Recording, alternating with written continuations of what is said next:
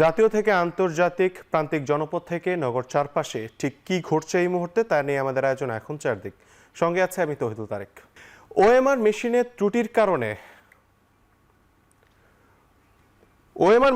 ত্রুটির কারণে কিছুক্ষণের মধ্যেই জগন্নাথ বিশ্ববিদ্যালয়ে ছাত্র সংসদ নির্বাচনের ভোট গণনা শুরু হবে। সবশেষ খবর জানাতে বিশ্ববিদ্যালয় প্রশাসনিক ভবনের সামনে থেকে যুক্ত হচ্ছেন সহকর্মী আতিক মেজবাহ লগ্ন। একটু আমাদের জানাবেন যে ভোট গণনা কখন শুরু হবে?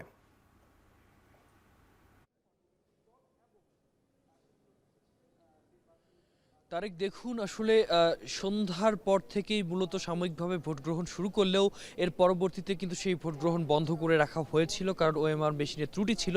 এর পরবর্তী সময়ে আমরা দেখেছি যে রাত 9:30টার পরে আমরা দেখেছি যে এখানে মূলত বিশ্ববিদ্যালয়ের যে প্রশাসনিক ভবন রয়েছে তার দ্বিতীয় তলায় উপাচার্যের যে সম্মেলন কক্ষ রয়েছে সেখানেই মূলত বিভিন্ন প্রার্থীরা যারা রয়েছেন, ভিপি এবং জিএস ক্যান্ডিডেট যারা রয়েছেন, তাদেরকে নিয়েই কিন্তু মূলত নির্বাচন কমিশন তারা এখানে বসেন এবং সেখানে কিন্তু আলোচনা করা হয় নির্বাচনের যে কিভাবে আসলে ভোট গণনা করা হবে, কিভাবে ভোটের সংখ্যাগুলো কাউন্ট করা হবে, প্রত্যেকটা বিষয় নিয়ে কিন্তু আলোচনা করার পরেই আমরা দেখেছি যে এখানে মূলত যারা রয়েছেন সবাই মিলেই কিন্তু একটা সিদ্ধান্তের মধ্যে এসেছেন। কিছুক্ষণ আগে আমরা দেখেছি তারা সেখান থেকে বেরিয়ে গেছেন। প্রার্থীদের সাথে আমরা একটু অফ এয়ারে কথা বলার চেষ্টা করেছি, তারা আমাদেরকে বেশ কিছু বিষয় নিশ্চিত করেছেন।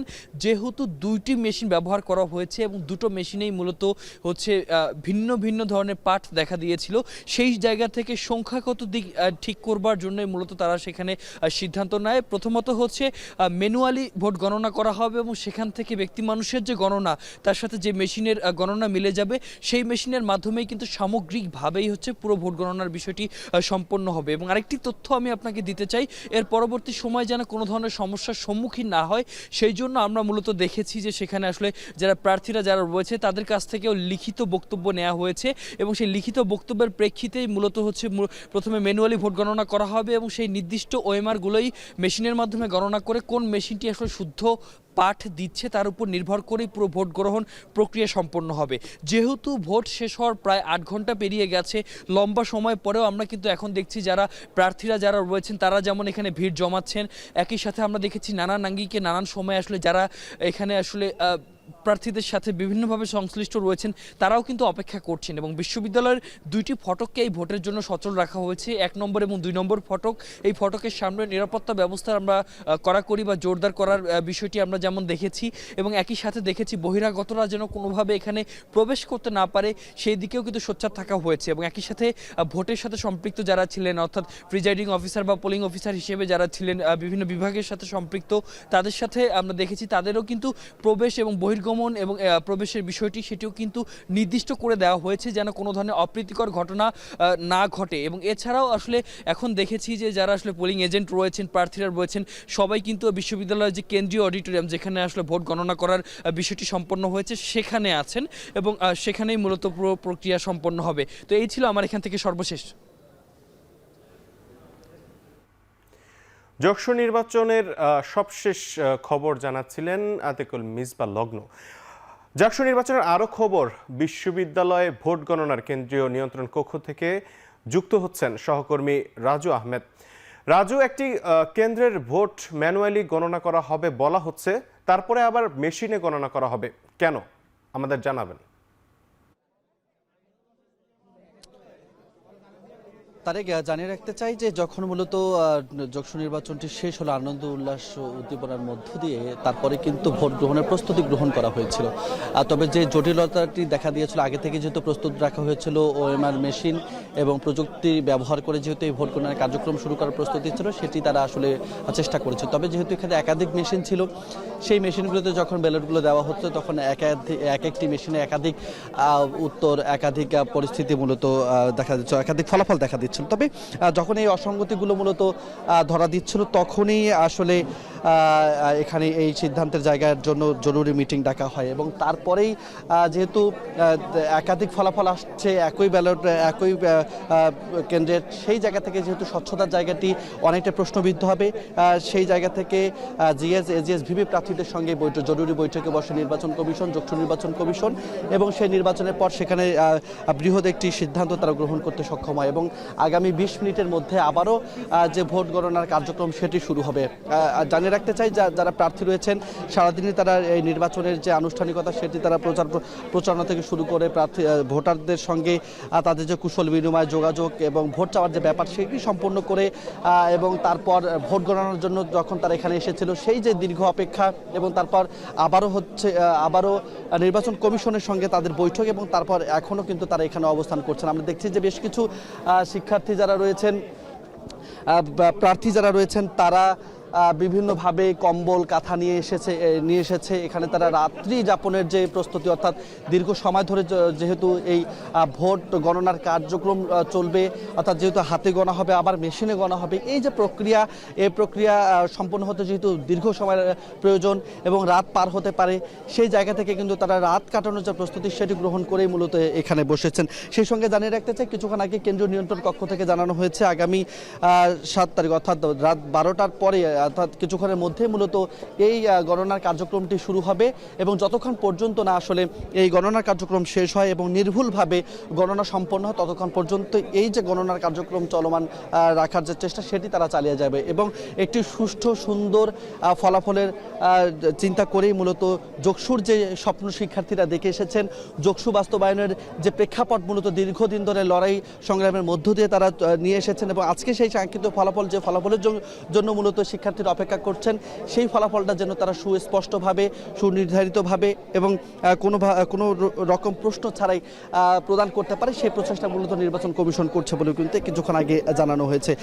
ফলে যে নির্বাচন ভোট গণনার কার্যক্রম কিছুক্ষণের মধ্যেই শুরু হবে সেটি মূলত শুরুর পরেই মূলত জানা যাবে যে কতক্ষণ মূলত লাগতে পারে এই ভোট গণনার কার্যক্রম করতে। আমরা প্রার্থীদের সঙ্গে কথা বলেছি তারা যেমনটি বলেছেন যে যতক্ষণই লাগুক না কেন সবার ঊর্ধ্বে যখন যোগসু নির্বাচনের ফলাফল এবং যোগসু সেই জায়গা থেকে যে কোনো কিছুর বিনিময়ে মূলত তারা ফলাফলটি চান এবং সেই ফলাফলের উপর নির্ভর করেই আগামী জগন্নাথ বিশ্ববিদ্যালয়ের শিক্ষার্থীদের ভাগ্য নির্ধারণের এবং ভাগ্য পরিবর্তনের যে প্রচেষ্টা সেটি তারা চালাবেন। এই ছিল আসলে এখন পর্যন্ত আমার কাছে সর্বশেষ। জগন্নাথ বিশ্ববিদ্যালয়ের কেন্দ্রীয় নিয়ন্ত্রণ কক্ষ থেকে যশোর নির্বাচনের ভোট গণনা সম্পর্কে জানছিলাম আমরা। এদিকে দ্বিতীয় দিনের মতো নির্বাচনে মনোনয়নপত্র যাচাই বাছাই রিটার্নিং কর্মকর্তাদের সিদ্ধান্তের বিরুদ্ধে আপিল কার্যক্রম শেষ হয়েছে। সোম ও মঙ্গলবার 2 দিনে মোট 164টি আবেদন জমা পড়েছে। এর আগে আপিলের প্রথম দিন ইসিতে মোট 42টি আবেদন জমা পড়ে। আগামী 9 জানুয়ারি পর্যন্ত আপিল আবেদন গ্রহণ করা হচ্ছে। দাখিল করা আপিল 10 থেকে 18 জানুয়ারি পর্যন্ত নিষ্পত্তি করবে কমিশন। মনোনয়নপত্র যাচাই বাছাই শেষে সংশ্লিষ্ট রিটার্নিং কর্মকর্তারা মোট 723 জন প্রার্থীর মনোনয়ন বাতিল করেছেন। এতে বৈধ প্রার্থীর সংখ্যা দাঁড়িয়েছে 1842 জনে। এদিকে আপিল নিষ্পত্তির পর মনোনয়ন ফিরে পাওয়ার আশা করেন বিভিন্ন দলের প্রার্থীরা। তবে নির্বাচনের লেভেল প্লেইং ফিল্ড ও পরিবেশ নিয়ে শঙ্কার কথাও জানান অনেকে।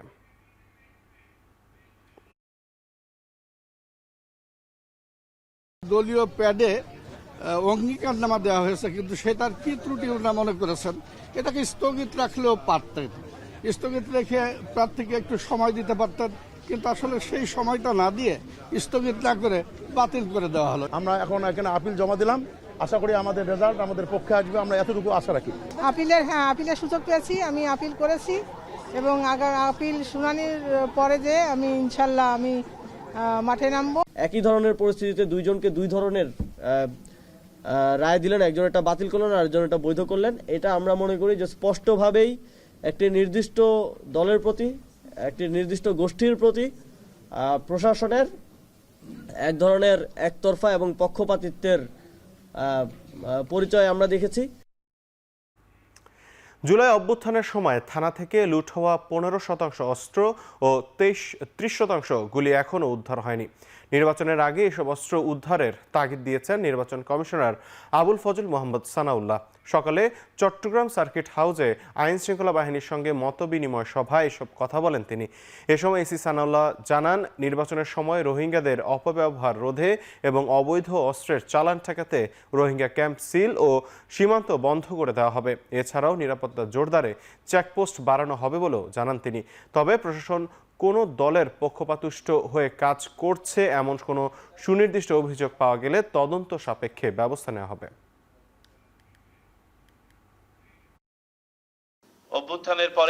জানি আমাদের উল্লেখযোগ্য সংখ্যক অস্ত্র কিন্তু এখনো উদ্ধার করা সম্ভব হয় নাই। এই পর্যন্ত আমরা আনুমানিক 85% কাছাকাছি হবে অস্ত্র উদ্ধার করতে সক্ষম হয়েছি। এখনো আনুমানিক 15% অস্ত্র কিন্তু উদ্ধার করা সম্ভব হয় না, এগুলো খুঁজে পেতে হবে। একতরফা নির্বাচন আয়োজনের পায়তারা হলে ফের রাজপথে আন্দোলন হবে বলে হুঁশিয়ারি দিয়েছেন এনসিপির মুখপাত্র আসিফ মাহমুদ। মঙ্গলবার বিকেলে সিইসির সাথে বৈঠক শেষে তিনি বলেন, ইসির উপর সম্পূর্ণ আস্থা নেই। প্রশাসনের পক্ষপাতিত্বে নির্বাচন সুষ্ঠু হওয়া নিয়ে সংশয় তার দল। যে বিভিন্ন সরকারি কর্মকর্তারা, বিভিন্ন গোয়েন্দা সংস্থার প্রধানগণ একটা পার্টি অফিসের দিকে তাদের কেবলা ঠিক করে ফেলেছেন। তারা সেখানে নিয়মিত যাচ্ছেন এবং আমরা মনে করছি যে এটা বাংলাদেশের গণতন্ত্রের জন্য হুমকি স্বরূপ। প্রশাসনের এক ধরনের পক্ষপাতিত্ব, একতরফা আচরণ, ব্যালট পূরণ করে রাতের ভোট, এই ধরনের একটা ব্যবস্থার মধ্য দিয়ে, একটা সেটেলমেন্টের মধ্য দিয়ে নির্বাচনটা হয়ে যাবে, এ ধরনের একটা শঙ্কা বাংলাদেশের জনগণের মধ্যে তৈরি হয়েছে। সে বিষয়ে আমরা ইলেকশন কমিশনকে আহ্বান জানিয়েছি যে এই ঘটনাগুলোর ক্ষেত্রে যথাযথ ব্যবস্থা গ্রহণ এবং সামনের শুনানিতে আপিলের ক্ষেত্রে যেন কোনো ধরনের পক্ষপাতিত্ব আর না থাকে। মঙ্গলবার পর্যন্ত পোস্টাল ব্যালটে 15,33,682 জন তালিকাভুক্ত হয়েছে বলে জানিয়েছেন প্রধান উপদেষ্টার প্রেস সচিব শফিকুল আলম। মঙ্গলবার সন্ধ্যায় ফরেন সার্ভিস একাডেমিতে সংবাদ সম্মেলনে তিনি কথা জানান। এ সময় তিনি আরও বলেন, অভূতপূর্ণ সাড়া পাওয়ায় ভোটের গাড়ির সংখ্যা 10 থেকে 30টি করা হচ্ছে। নির্বাচন ঘিরে আইন শৃঙ্খলা বাহিনীর প্রস্তুতি সম্পন্ন হয়েছে। স্বরাষ্ট্র মন্ত্রণালয়ের উদ্যোগে অ্যাপের উন্নয়ন করা হচ্ছে বলেও জানান প্রেস সচিব। গণভোটের বিষয়ে জনগণকে সচেতন করতে ইমামদের সাথে বৈঠক করেছেন প্রধান উপদেষ্টা। অন্যান্য ধর্মের যাজকদের মাধ্যমেও জনগণকে সচেতন বৈঠক করা হচ্ছে বলেও সংবাদ সম্মেলনে জানান প্রেস সচিব। 15,33,682 জন লিস্টেড হয়েছেন। তার মধ্যে দেশের ভিতরের থেকে হয়েছেন 7,61,140। এরা মূলত হচ্ছে যারা ভোটের ডিউটি করবেন এবং যারা তার স্ব স্থানে ভোট দিতে পারবেন না, তারা পোস্টাল ব্যালটের জন্য তারা নিবন্ধিত হয়েছেন। আর বাকিটা যারা, যেটা আমাদের ডায়াসপোরা ভাই বোন, এদের সংখ্যা 7,72,542 জন। আমরা আশা করছি ভোটের জন্য সবাই প্রিপেয়ার থাকবেন। একই সাথে সিসিটিভি এবং বডি অন ক্যামেরা, সেটাও বিষয়েও ট্রেনিংগুলো চলছে। এগুলো খুব আশা করা হচ্ছে যে 31 জানুয়ারির মধ্যে এটা শেষ হবে। নির্বাচন সামনে রেখে ঢাকা 17 আসনের নেতাদের সঙ্গে মতবিনিময় করেছেন বিএনপির ভারপ্রাপ্ত চেয়ারম্যান তারেক রহমান। মঙ্গলবার দুপুরে বিএনপি চেয়ারপারসনের গুলশান কার্যালয়ে বৈঠক হয়। ঢাকা 17 আসনের নির্বাচন পরিচালনা কমিটির প্রধান সমন্বয়ক আব্দুস সালাম সহ দল ও অঙ্গ সংগঠনের নেতাকর্মীরা বৈঠকে উপস্থিত ছিলেন। বৈঠকে 17 আসনে ভোটারদের সমস্যা চিহ্নিত করা সহ আগামী নির্বাচনের সার্বিক বিষয় নিয়ে নেতাকর্মীদের দিক নির্দেশনা দেন বিএনপির ভারপ্রাপ্ত চেয়ারম্যান।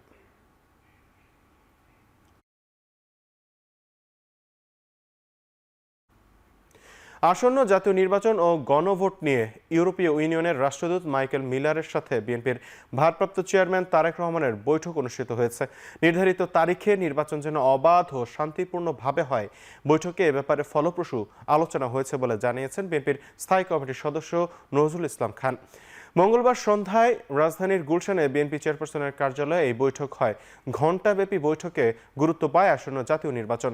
বৈঠক শেষে বিএনপি নেতা নজরুল ইসলাম খান বলেন, এবারের নির্বাচন অবাধ সুষ্ঠু হবে এটা ধরে নিয়েই ইউরোপীয় ইউনিয়ন নির্বাচনী পর্যবেক্ষক দল পাঠাচ্ছে। এর আগে দিনভর বিএনপির বিভিন্ন পর্যায়ের নেতৃবৃন্দের সাথে বৈঠকে অংশ নেন তারেক রহমান।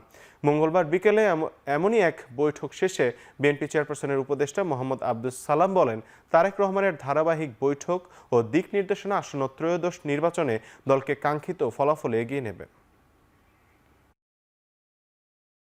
বিগত কয়েকটা নির্বাচনে ইউরোপিয়ান ইউনিয়ন কোনো পর্যবেক্ষক পাঠায় নাই। এই নির্বাচনটা অবাধ সুষ্ঠু হবে, শান্তিপূর্ণ হবে এবং জনগণের আকাঙ্ক্ষা এখানে প্রকাশিত হবে, এইটা ধারণা করেই ইউরোপিয়ান ইউনিয়ন এবার একটা বড় নির্বাচনী পর্যবেক্ষক দল পাঠাচ্ছে। বিএনপির স্থায়ী কমিটির সদস্য সালাউদ্দিন আহমেদ বলেছেন, নির্বাচন নিয়ে হাওয়ার উপর অভিযোগ করা ঠিক নয়, পরস্পরকে দোষারোপ করার রাজনীতি থেকে বেরিয়ে আসতে হবে। মঙ্গলবার রাত 8টায় কক্সবাজার জেলা বিএনপি কার্যালয় পরিদর্শনকালে সাংবাদিকদের প্রশ্নের জবাবে তিনি একথা বলেন। এ সময় সালাউদ্দিন বলেন, নির্বাচনের যে পরিস্থিতি তাতে এখন পর্যন্ত লেভেল প্লেইং ফিল্ড বজায় আছে। কারো বা কোনো দলের কোনো অভিযোগ থাকলে তারা নির্বাচন কমিশনের সাথে কথা বলতে পারেন, তবে অভিযোগটা অবশ্যই বস্তুনিষ্ঠ হতে হবে। এ সময় জেলা বিএনপির সাধারণ সম্পাদক সহ বিএনপির বিভিন্ন অঙ্গ সংগঠনের নেতাকর্মীরা উপস্থিত ছিলেন।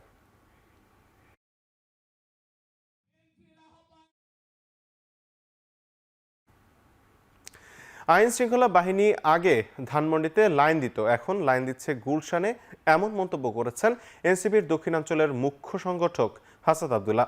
মঙ্গলবার বিকেলে আগ্রাসন বিরোধী পদযাত্রার অংশ হিসেবে কুমিল্লার দেবিদ্বারে পোনরা এলাকায় এক উঠান বৈঠকে হাসাদ এসব কথা বলেন।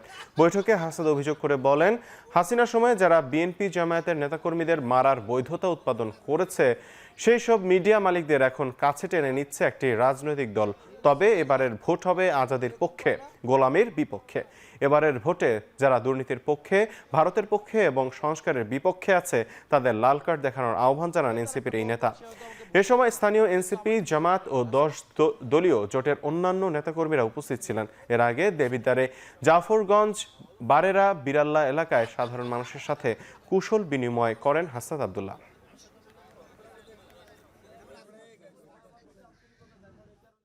আপনি যেই রাজনৈতিক দলই হন না কেন, এবার ভোট দেওয়ার ক্ষেত্রে বিবেচনা করবেন তারা দুর্নীতির বিপক্ষে কিনা, তারা ভারতীয় আগ্রাসন বিরোধিতার বিপক্ষে কিনা, তারা হচ্ছে ধর্মীয় স্বাধীনতার পক্ষে কিনা, সাংস্কৃতিক বিকাশের পক্ষে কিনা, তারা হচ্ছে আগ্রাসন বিরোধিতাকে তারা সমর্থন করে কিনা, তারা সংস্কারকে স্বাগত জানায় কিনা। যদি দেখেন কোন রাজনৈতিক দল এগুলা করে না, তাদেরকে আবার লাল কার্ড দেখাইতে হবে। শেরপুরে বৈষম্য বিরোধী ছাত্র আন্দোলনের জেলার প্রধান সমন্বয়ক সহ 300 নেতাকর্মী বিএনপিতে যোগ দিয়েছেন। বিকেলে জেলা বিএনপির প্রধান কার্যালয়ে আনুষ্ঠানিকভাবে যোগদান সম্পন্ন হয় তাদের। এর মধ্যে রয়েছেন বৈষম্য বিরোধী ছাত্র আন্দোলনের জেলার প্রধান সমন্বয়ক ও মুখপাত্র ফারহান ফুহাদ তুহিন, সিনিয়র সংগঠক আরাফাত রহমান তালুকদার, নাহিম আহমেদ নিলয়, সিনিয়র যুগ্ম সদস্য সচিব মনিবুল ইসলাম, সমন্বয়ক আশিকুর রহমান আশিক সহ অন্যরা। এ সময় শেরপুর এক আসনের বিএনপি মনোনীত প্রার্থী ও জেলা বিএনপির যুগ্ম আহ্বায়ক সানসিলা জিব্রিন প্রিয়াঙ্কা ও সদর উপজেলা বিএনপির আহ্বায়ক হজরত আলী ফুল দিয়ে যোগদানকারীদের শুভেচ্ছা জানান। নির্বিঘ্নে জাতীয় নির্বাচন আয়োজনে বড় বাধা সামাজিক যোগাযোগ মাধ্যম। নৈরাজ্য ও বিভাজনের এই নেতিবাচক প্রভাব নির্বাচনকে অস্থিতিশীল করে তুলতে পারে বলেও আশঙ্কা সিপিডির সম্মাননীয় ফেলো ডক্টর দেবপ্রিয় ভট্টাচার্যের। মঙ্গলবার সকালে সিপিডিতে Centre for Governance Studies CGS আয়োজিত গণতান্ত্রিক পুনর্গঠনের জন্য মুক্ত আলোচনায় এ কথা বলেন তিনি। দেবপ্রিয় অভিযোগ করেন, AI এর মাধ্যমে সহিংসতা, বিদ্বেষ, ঘৃণা যেভাবে প্রচার করা হচ্ছে তা প্রতিহত করতে নির্বাচন কমিশন সম্পূর্ণ নিষ্ক্রিয়। রাজনীতিবিদদের কাছ থেকে ডিজিটাল সুরক্ষার উদ্যোগ স্পষ্ট করার দাবিও জানান তিনি। এছাড়া এবারের নাগরিক ইশতেহারে একটি একীভূত জাতীয় তথ্য ভাণ্ডার তৈরির জোর দাবিও জানান দেবপ্রিয় ভট্টাচার্য।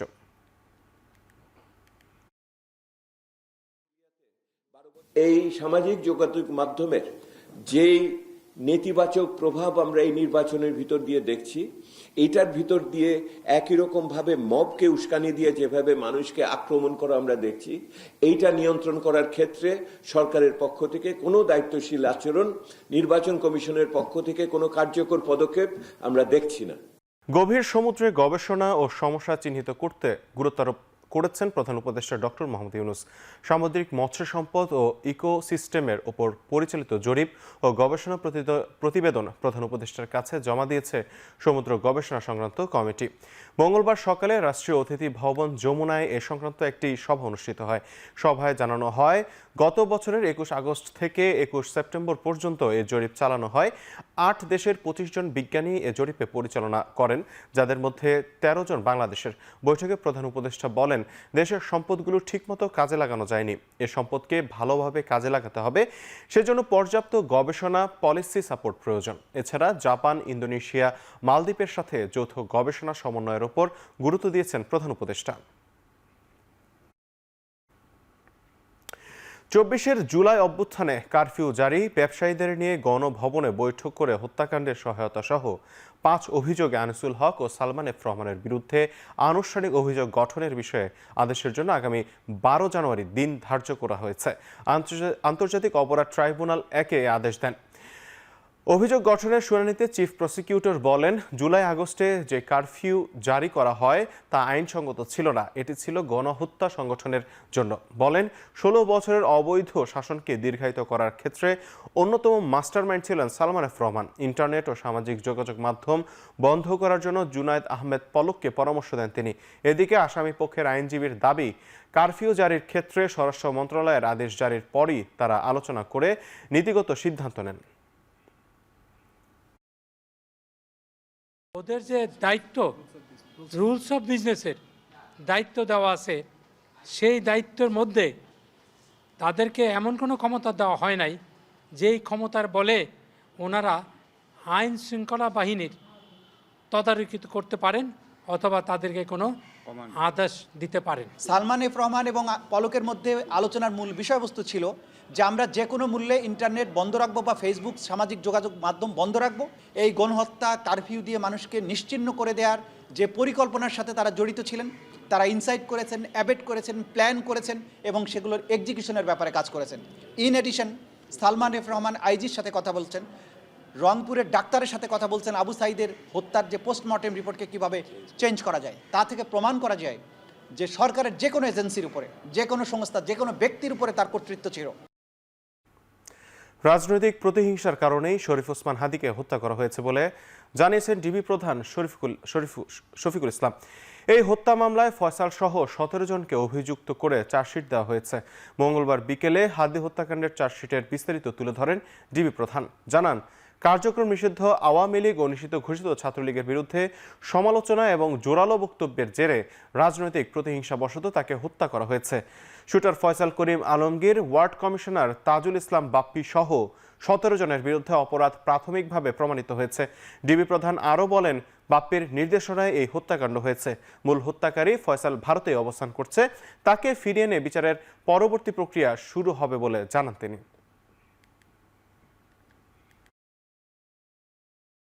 রাজনৈতিক প্রতিহিংসার কারণে শরীফ ওসমান হাদি ওরফে ওসমান গনিকে গুলি করে হত্যা করা হয়। সার্বিক তদন্ত সাক্ষ্য প্রমাণে ধৃত আসামিদের স্বীকারোক্তিমূলক জবানবন্দি ফৌজদারি কার্যবিধির 164 ধারায় রেকর্ড করা হয়। আসামিদের সম্পৃক্ততা তদন্ত করলে প্রমাণিত হয় এজাহার নামীয় পলাতক আসামি ফয়সাল করিম মাসুদ ওরফে রাহুল ওরফে দাউদ এবং তদন্তপ্রাপ্ত আলমগীর, তাজুল ইসলাম চৌধুরী বাপ্পি, ফিলিপ ইসলাম, মুক্তি মাহমুদ সহ মোট 17 জনের বিরুদ্ধে পেনাল কোডের 120-এর বি, 302, 201, 109 এবং 34 ধারায় অপরাধ প্রাথমিকভাবে প্রমাণিত হয়ে উল্লেখিত আসামিদের বিরুদ্ধে বর্ণিত ধারায় অভিযোগপত্র আজকে দাখিল করা হয়েছে। হাদি হত্যায় অপরাধীদের চার্জশিট সংক্রান্ত বিষয়ে বুধবার সংবাদ সম্মেলন করার পাশাপাশি নতুন কর্মসূচি ঘোষণা করবে ইনকিলাব মঞ্চ। কর্মসূচির আগে বা পরে স্বরাষ্ট্র ও আইন উপদেষ্টার পদত্যাগের দাবিতে সচিবালয় অথবা যমুনা ঘেরাও করার সম্ভাবনা রয়েছে বলেও জানান ইনকিলাব মঞ্চের সদস্য সচিব আব্দুল্লাহ আল জাবেদ। সেই জনতা আপনাকে ক্ষমতায় বসিয়েছে, সেই জনতাকে যদি আপনি স্বীকার না করেন, সেই জনতার কোনো দায় নাই আপনাকে ক্ষমতায় টিকিয়ে রাখার। শহীদ ওসমান হাদির হত্যার বিচার করতে যদি এই সরকার সক্ষম না হয় এবং ভারতীয় আধিপত্যবাদকে এই রাষ্ট্র যদি তাদেরকে ছেটিয়ে বিদায় করতে সক্ষম না হয়, তাহলে এই সরকারের পরিণতি কি হবে সেটা আমরা জানি না। যশোরে দুর্বৃত্তদের গুলিতে রানা প্রতাপ বৈরাগী নামে এক যুবক নিহতের ঘটনায় মামলা হয়েছে। নিহতের পিতা বাদী হয়ে অজ্ঞাতনামা আসামি করে মামলা করেন। রানা প্রতাপ এলাকায় চরমপন্থী দলের সদস্য হিসেবে পরিচিত ছিলেন। তার নামে হত্যাসহ 4টি মামলা রয়েছে। এছাড়া ব্যবসায়ী কারণে হত্যার ঘটনা ঘটতে পারে বলে ধারণা করছে পুলিশ। তবে এই হত্যার সাথে জড়িতদের গ্রেপ্তারের জন্য চেষ্টা চলছে বলেও নিশ্চিত করে পুলিশ। সোমবার সন্ধ্যায় মনিরামপুর উপজেলার কপালিয়া বাজারে ঘটনা ঘটে। নিহত রানা প্রতাপ কেশবপুর উপজেলার আরোয়া গ্রামের তুষার বৈরাগীর ছেলে। মরদেহ উদ্ধার করে যশোর জেনারেল হাসপাতালে ময়নাতদন্তের জন্য রয়েছে। মনোহরপুর ইউনিয়নের আমাদের এই মনিরামপুর থানার কাপালিয়া বাজারে এই রানা প্রতাপ বৈরাগী নামে এক ব্যক্তি নির্মমভাবে খুন হয়েছে।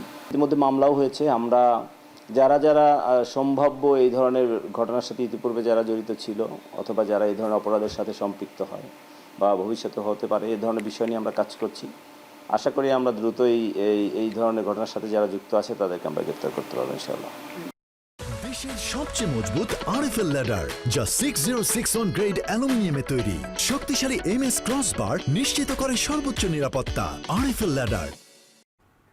যত বড় পরিকল্পনাই হোক না কেন, রাজনৈতিক অঙ্গীকার ছাড়া সেন্ট মার্টিনের পরিবেশ রক্ষা সম্ভব নয় বলে মন্তব্য করেছেন পরিবেশ উপদেষ্টা সৈয়দা রিজওয়ানা হাসান।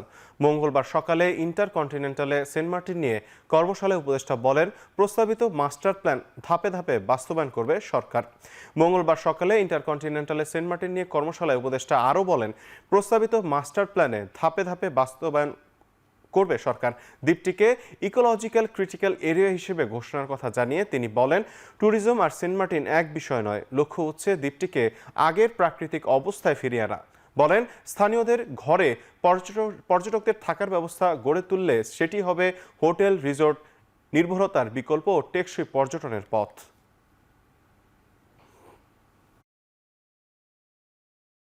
আশা করি এই মাস্টার প্ল্যানটা সকলের মতামত নিয়ে যখন আমরা ফাইনাল করে গেজেট নোটিফিকেশন করব, এইটার মাধ্যমেই আমরা দ্বীপটাকেও রক্ষা করতে পারবো, স্থানীয় জনগোষ্ঠীর স্বার্থও সুরক্ষা করতে পারবো। আরেকটা কথা যে এই মাস্টার প্ল্যানের বাস্তবায়নে কিন্তু স্থানীয় জনগোষ্ঠীর একটা ভূমিকা বড় করে আমাদেরকে রাখতে হবে এবং এটা স্পষ্ট করে দিতে হবে। তো আশা করি আমাদের প্রচেষ্টার ফলে সেন্ট মার্টিনও বাঁচবে, সেন্ট মার্টিনের উপর নির্ভরশীল জনগোষ্ঠীও বাঁচবে এবং আমরাও বিশ্বকে দেখাতে পারবো। বাজারে এলপিজি গ্যাসের কোনো সংকট নেই, আমদানি স্বাভাবিক পর্যায়ে আছে। তবে রিটেলার হোলসেলারদের কারসাজিতে সিলিন্ডার গ্যাসের দাম বেড়েছে বলে জানিয়েছেন জ্বালানি উপদেষ্টা ফজলুল কবির খান। সকালে উপদেষ্টা পরিষদের বৈঠক শেষে ব্রিফিংয়ে তিনি একথা বলেন। জ্বালানি উপদেষ্টা বলেন, বাজারে 3 স্তরে মনিটর করা হচ্ছে, খুব শিগগিরই সিলিন্ডার গ্যাসের দাম স্বাভাবিক পর্যায়ে আসবে। তিনি বলেন, জেলা প্রশাসক, আইন শৃঙ্খলা রক্ষাকারী বাহিনী ও ভোক্তা অধিকার বাজারে অভিযানে নেমেছে। তারা বিভিন্নভাবে বাজার অস্থিরতার সঙ্গে যারা দায়ী তাদের জরিমানার আওতায় নিয়ে আসছে। উপদেষ্টা আরও বলেন, এলপিজি গ্যাস বাইরে থেকে আমদানি করে বোতলজাত করা হয়, এটা গত বছরের তুলনায় এবছর বেশি করা হয়েছে। ক্যাবিনেট সেক্রেটারিকে আমরা বলছি যে প্রত্যেক জেলায় জেলায় এগুলো নিয়ে যাতে করা হয়, মোবাইল কোড করা হয়। এবং গতকালকে আইন শৃঙ্খলা কমিটির সবাইতে আমরা আলাপ করছি। তো সুতরাং এইখানে কোনো কারণ নাই, মানে যে এই দাম যে অস্বাভাবিক যে হয়েছে এটা একটা কারসাজির মাধ্যমে করা হয়েছে এবং সরকার এই জন্য ব্যবস্থা নিচ্ছে। ক্রিকেট ইস্যু নিয়ে বাংলাদেশ ভারতের মধ্যকার বাণিজ্য ও অর্থনীতিতে প্রভাব পড়বে না বলে দাবি করেছেন অর্থ উপদেষ্টা ডক্টর সালেহ উদ্দিন আহমেদ। সচিবালয়ে ক্রয় সংক্রান্ত কমিটির সভায় আরও বলেন, ক্রিকেটার মুস্তাফিজকে নিয়ে যেটি ঘটেছে সেটি দুঃখজনক। দুই দেশের মধ্যে সম্পর্ক আরও খারাপ হোক সেটি চায় না সরকার। শুরুটা কিন্তু বাংলাদেশ থেকে করা হয় নাই, এটা আপনি স্বীকার করবেন। শুরুটা বাংলাদেশ, এটা স্পোর্টস, তাদেরকে আমরা অ্যাম্বাসেডার বলি, তাই না? আর আমাদের যে কোনো স্পোর্টস অ্যাম্বাসেডার যেমন, অতএব এটা তো একজন ভালো প্লেয়ার, একটা বিখ্যাত প্লেয়ার যাবে এবং যারা নিয়েছে তারা টেকনিক্যাল রিজনে করে দয়া দাক্ষিণ্য করে তো তাকে নেওয়া হয় নাই। অতএব সেটা হঠাৎ করে বন্ধ করে দেওয়া একটা কারণে সেটা তো খুব অর্থনৈতিক সাথে যেটা দরকার আমাদের এবং যেটা আমরা একদম র্যাশনাল ওয়েতে ডিসিশন যেগুলো নিচ্ছি সেটা অর্থনীতির সাথে আমার মনে হয় না অ্যাটলিস্ট আমাদের পারচেজের ব্যাপারে এগুলো আমরা প্রভাব পড়বে। এনইআইআর বাস্তবায়নের প্রতিবাদে সহিংসতা ও ভাঙচুর বিনিয়োগ পরিবেশের জন্য হুমকি বলছেন Mobile Industry Owners Association of Bangladesh MIOBর সভাপতি জাকারিয়া শহীদ। মঙ্গলবার দুপুরে রাজধানীর ইন্টারকন্টিনেন্টালে এনইআইআর বাস্তবায়ন ভোক্তা সুরক্ষা ও বৈধ ব্যবসার পথে গুরুত্বপূর্ণ পদক্ষেপ প্রেস ব্রিফিংয়ে এমনটা জানান তিনি। আরও বলেন, সারা দেশে প্রায় 12,000 মোবাইল ফোন ব্যবসায়ের মধ্যে মাত্র 1 থেকে 1,500 প্রতিষ্ঠান NEIR বাস্তবায়নের প্রতিবাদে বেআইনি কার্যক্রমে জড়িয়েছে। তবে বিটিআরসি কার্যালয়ে ভাঙচুর সহ যে কোনো সহিংস ও বেআইনি কার্যক্রম তারা কঠোরভাবে নিন্দা জানায়। তিনি বলেন, নীতির ধারাবাহিকতা ও বিনিয়োগ বান্ধব পরিবেশ বজায় থাকলে স্মার্টফোন শিল্প ভবিষ্যতে জাতীয় অর্থনীতিতে আরও বড় ভূমিকা রাখতে পারবে। ন্যায়ের স্বার্থে আমি বলবো যে ইগোটা পরিহার করতে হবে। আমাদের ডিস্ট্রিবিউশন চ্যানেল, আমাদের যারা এখানে ম্যানুফ্যাকচার করে তাদের distribution is open for all. এখানে mother company, parent company business করছে। সুতরাং পৃথিবীর কোথাও নেই যে যেখানে প্যারেন্ট কোম্পানি বিজনেস করছে সেইখানে আরেকটা চ্যানেল গ্রেভাবে প্রোডাক্ট আনবে। এটা পৃথিবীর কোথাও নাই, আপনারা চেক করতে পারেন। সংশোধন ছাড়া NEIR চালু হলে মোবাইল বাজারে 9টি কোম্পানির সিন্ডিকেটের দখলে চলে যাবে। বেকার হয়ে পড়বে এই ব্যবসার সাথে জড়িত 20 লাখের অধিক মানুষ। এমনটাই আশঙ্কা করছেন মোবাইল বিজনেস কমিউনিটি বাংলাদেশ। দুপুরে রাজধানীর DRU-তে এক সংবাদ সম্মেলনে মোবাইল ব্যবসায়ীরা জানান, তথ্য উপদেষ্টার বিশেষ সহকারী 3 মাস সময় দিয়েও তার পূর্ব ঘোষণা অনুযায়ী NEIR কার্যক্রম স্থগিত রাখেননি। আরও জানান, NEIR এভাবে চালু হলে বাজারে প্রতিযোগিতা শূন্যের কোটায় নেমে আসবে। একচেটিয়া ক্ষমতায় কোম্পানিগুলো ইচ্ছে মতো দাম বাড়াবে। তাই প্রান্তিক মানুষ মোবাইল ক্রয় সীমার বাইরে চলে যেতে পারে। সংবাদ সম্মেলনে মোবাইল ফোন ব্যবসায়ীদের উপর হামলা ও গ্রেপ্তারের প্রতিবাদও জানানো হয়।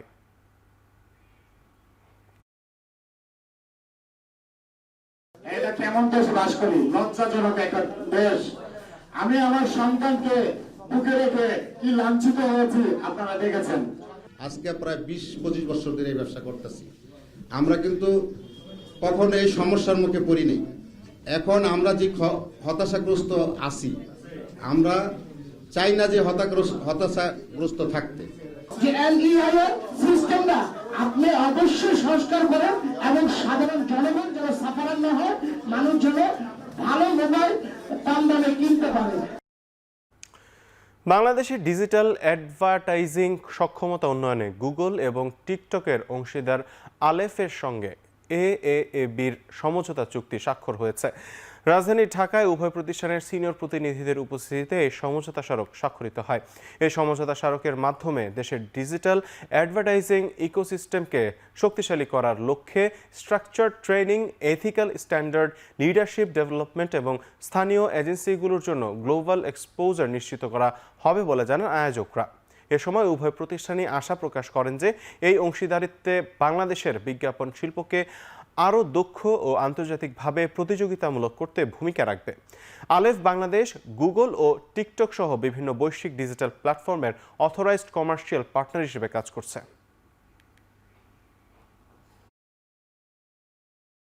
লন্ডনের বাংলাদেশ হাই কমিশনে বিভিন্ন দেশের হাই কমিশনার ও রাষ্ট্রদূতরা সাবেক প্রধানমন্ত্রী ও বিএনপির প্রয়াত চেয়ারপারসন বেগম খালেদা জিয়ার প্রতি গভীর শ্রদ্ধা ও শোক প্রকাশ করেছেন।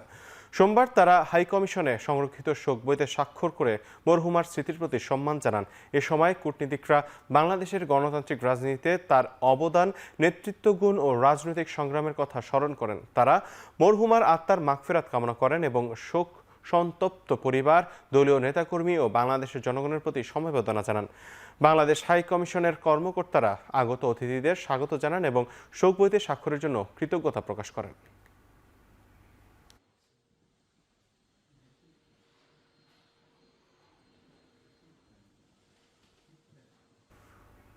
প্রবাসী বাংলাদেশিদের আন্দোলনের মুখে বিমান বাংলাদেশ এয়ারলাইন্স ঢাকা-ম্যানচেস্টার ঢাকা রুটে সিলেট হয়ে সাময়িক ফ্লাইট স্থগিতের সিদ্ধান্ত 1 মাস পিছিয়েছে।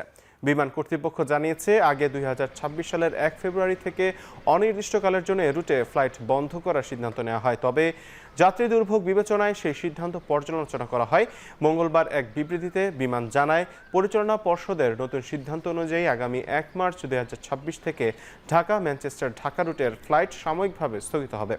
এর ফলে যেসব যাত্রী ইতোমধ্যে টিকিট কেটেছেন তারা নির্ধারিত সময়ের মধ্যে ভ্রমণের সুযোগ পাবেন। বিমান আরও জানিয়েছে, ক্ষতিগ্রস্ত যাত্রীদের বিদ্যমান নীতিমালা অনুযায়ী সহায়তা দেওয়া হবে।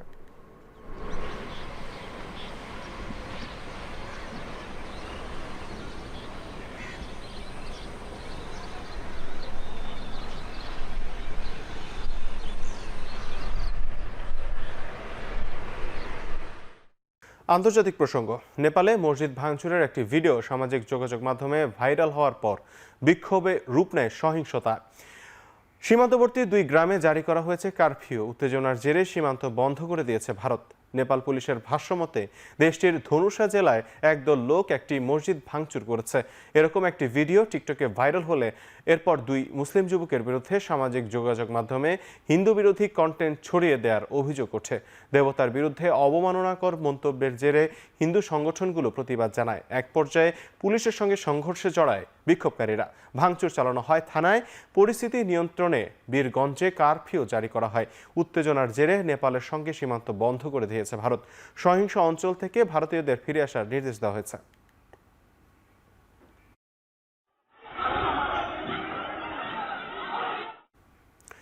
ইন্দোনেশিয়ার উত্তর সুলাওয়েসিতে আকস্মিক বন্যার তোড়ে ভেসে কমপক্ষে 14 জনের মৃত্যু হয়েছে।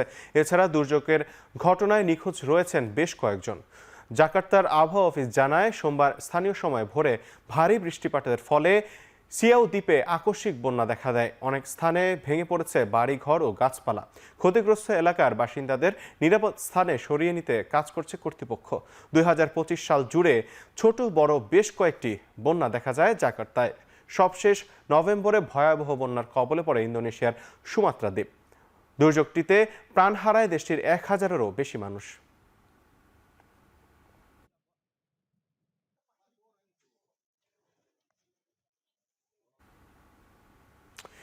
জীবনযাত্রার ব্যয় বেড়ে যাওয়ার প্রতিবাদে ইরানে চলমান বিক্ষোভ গড়িয়েছে 10ম দিনে। সহিংস এই গণ আন্দোলনে নিরাপত্তা বাহিনীর 2 সদস্য সহ প্রাণ গেছে অন্তত 29 জনের। এর মধ্যে গেল সোমবার একদিনে নিহত হয়েছেন 7 জন। নিহতদের মধ্যে 21 জনের পরিচয় শনাক্ত করা গেছে। এছাড়া গেল সোমবার পর্যন্ত আটক করা হয়েছে প্রায় 1200 বিক্ষোভকারীকে। ইরান ইনসাইটের তথ্য বলছে, দেশটির বেশ কিছু এলাকায় প্রাণঘাতী অস্ত্র আর গোলাবারুদের মজুদ বাড়িয়েছে নিরাপত্তা বাহিনী।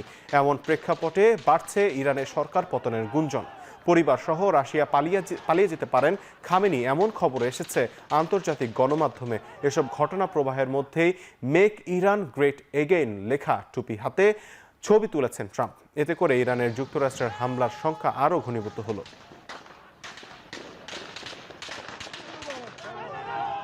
ক্রিকেটারদের কঠোর নিরাপত্তার আশ্বাস দিলেও ভারতে গিয়ে টি-20 বিশ্বকাপ খেলার কোনো সুযোগ নেই বাংলাদেশের বলে জানিয়েছেন বিসিবি পরিচালক আসিফ আকবর। আইসিসি ভারত থেকে ভেন্যু পরিবর্তনে রাজি না হলে ওয়াকওভারের পথেই হাঁটবে বিসিবি। মঙ্গলবার গণমাধ্যমকে এমনটাই জানিয়েছেন আসিফ। সিদ্ধান্ত দিয়ে দিয়েছে যে আমরা যাচ্ছি না, আর এখন আর ওই রাস্তাটা আসলে খোলা নেই। কারণ হচ্ছে আমরা যেটা হয়েছে আমাদের মুস্তাফিজ ইস্যুতে এবং পরবর্তী যেই আমাদের প্লেয়ারদের নিরাপত্তা যেগুলো বললাম এতক্ষণ, সেগুলোর ইস্যুতে আসলে আমরা এখন পর্যন্ত নেগেটিভই আছি। ইন্ডিয়াতে খেলার জন্য আর শ্রীলঙ্কা খেলার জন্য আমরা প্রস্তুত আছি। আইসিসি এটা আমাদের ক্রিকেট অভিভাবক, যেহেতু তাদের রেসপন্সটা পাওয়ার পরে আমরা আপনাদেরকে জানাবো আসলে আমরা বিকল্প ব্যবস্থা কি নিচ্ছি। ভারতীয় ক্রিকেট বোর্ড নয়, বরং সর্বোচ্চ মহলের চাপে মুস্তাফিজকে আইপিএল থেকে বাদ দেওয়া হয়েছে বলে জানিয়েছেন বিসিসিআই এর এক কর্তা। এমনকি বাংলাদেশি তারকার বাদ পড়ার খবরটি গণমাধ্যম থেকেই জেনেছেন বলে দাবি তার। গেল শনিবার এক বিজ্ঞপ্তির মাধ্যমে কলকাতা নাইট রাইডার্স জানায়, বিসিসিআই এর নির্দেশনায় আইপিএল এর আসন্ন আসরের স্কোয়াড থেকে মুস্তাফিজুর রহমানকে ছেড়ে দিচ্ছে তারা। এই ঘটনার পর থেকেই মুখোমুখি অবস্থায় বাংলাদেশ ও ভারতের ক্রিকেটাঙ্গন। এরই মাঝে ভারতীয় গণমাধ্যম জানিয়েছে, বিসিসিআই এর সদস্য এবং আইপিএল গভর্নিং কাউন্সিলের কোনো সভাতেই এই বিষয়ে কোনো আলোচনা বা পরামর্শ হয়নি। বিষয়টি আইপিএল এর সঙ্গে যুক্ত ভারতীয় ক্রিকেট বোর্ডের এক কর্তা নিজেই নিশ্চিত করেছেন। এদিকে আইপিএলে খেলতে না পারায় 9 কোটি 20 লাখ রুপিও পাচ্ছেন না মুস্তাফিজুর রহমান। সাধারণত 3 নিয়মে একজন ক্রিকেটার আইপিএল থেকে অর্থ পেয়ে থাকেন, যার কোনোটি ফিজ ইস্যুর সঙ্গে সম্পর্কযুক্ত নয়। এমনকি বিমার আওতা থেকেও কোনো টাকা পাবেন না এই পেসার। এবারের অস্ট্রেলিয়ান ওপেনে খেলোয়াড়রা রেকর্ড পরিমাণ পুরস্কারের জন্য খেলবেন। মঙ্গলবার আয়োজকরা ঘোষণা করেছেন, মোট পুরস্কারের অর্থ 16% বাড়িয়ে করা হয়েছে $75 মিলিয়ন। বছরের প্রথম গ্র্যান্ড স্লাম পুরুষ ও নারী এককে খেলোয়াড়রা এবার পাবেন $2.79 করে, যা গতবারের তুলনায় 19% বেশি। প্রথম রাউন্ডে হেরে যাওয়া খেলোয়াড়রা পাবেন $1,750,000। কোয়ালিফাইং রাউন্ডের প্রথম ম্যাচে যারা বাদ পড়বেন তারাও পাবেন $27,270 এবারের অস্ট্রেলিয়ার ওপেন শুরু হবে 18 জানুয়ারি থেকে। চেলসির দায়িত্ব নিতে মৌখিকভাবে সম্মতি জানিয়েছেন স্ট্রাসবুর্গের ম্যানেজার লিয়াম রোজেনিয়র। নববর্ষের দিন এনজো মারেস্কাকে দল থেকে অপসারণ করা হয়। মারেস্কার জায়গায় চেলসি ম্যানেজমেন্ট চাইছে 41 বছর বয়সী এই ইংলিশ কোচ দায়িত্ব নিক। এরই মাঝে রোজেনিয়র জানিয়েছেন এমন প্রস্তাব ফিরে দেওয়ার মতো নয়। চেলসি অসাধারণ ক্লাব, স্কোয়াড দুর্দান্ত ও তারা ক্লাব বিশ্বকাপ চ্যাম্পিয়ন, এমন দলের দায়িত্ব সামলানো গর্বের বলেও জানিয়েছেন তিনি। 2024 সালের জুলাইয়ে স্ট্রাসবুর্গে যোগ দেন রোজেনিয়র এবং লিগ ওয়ানে ক্লাবটিতে 7ম স্থানে নিয়ে যায়, যার মাধ্যমে 8 বছর পর প্রথমবারের মতো স্ট্রাসবুর্গ ইউরোপিয়ান প্রতিযোগিতায় খেলার সুযোগ পায়। ইংল্যান্ডের বিপক্ষে চলমান অ্যাশেজ সিরিজের 5ম টেস্টে সেঞ্চুরি করেছেন ট্রাভিস হেড, যা চলতি টেস্টে তার 3য় শতক। এর মাধ্যমে এক সিরিজে ওপেনার হিসেবে যৌথ সর্বোচ্চ 3য় টেস্ট সেঞ্চুরি করেছেন তিনি। 91 রান নিয়ে তৃতীয় দিন ব্যাটিং শুরু করেছিলেন হেড। বাউন্ডারি হাঁকিয়ে ক্যারিয়ারের দ্বাদশ টেস্ট সেঞ্চুরি দেখা পান এই ওপেনার। এই সেঞ্চুরিতে ইতিহাসের 9ম ক্রিকেটার হিসেবে এক সিরিজে 600-এর বেশি রানের মাইলফলক স্পর্শ করেন তিনি। এদিকে পার্থ, অ্যাডিলেড ও সিডনিতে সেঞ্চুরির মাধ্যমে এক টেস্ট সিরিজে 3 সেঞ্চুরির অভিজাত রেকর্ডে নাম লিখিয়েছেন হেড। দীর্ঘ 24 বছর পর ঘরের মাঠে প্রথম ওপেনার হিসেবে অ্যাশেজে 3 সেঞ্চুরির কীর্তি করেছেন তিনি। একই সঙ্গে অ্যাশেজের ইতিহাসে 4র্থ দ্রুততম 150 রানের রেকর্ড করার পথে এই ওপেনার ভেঙেছেন স্যার ডন ব্র্যাডম্যানের 96 বছরের পুরনো রেকর্ড। এছাড়া বিশ্বের 5ম ক্রিকেটার হিসেবে অস্ট্রেলিয়ার 7টি ভিন্ন ভেন্যুতে টেস্ট সেঞ্চুরির রেকর্ডও গড়েছেন ট্রাভিস হেড।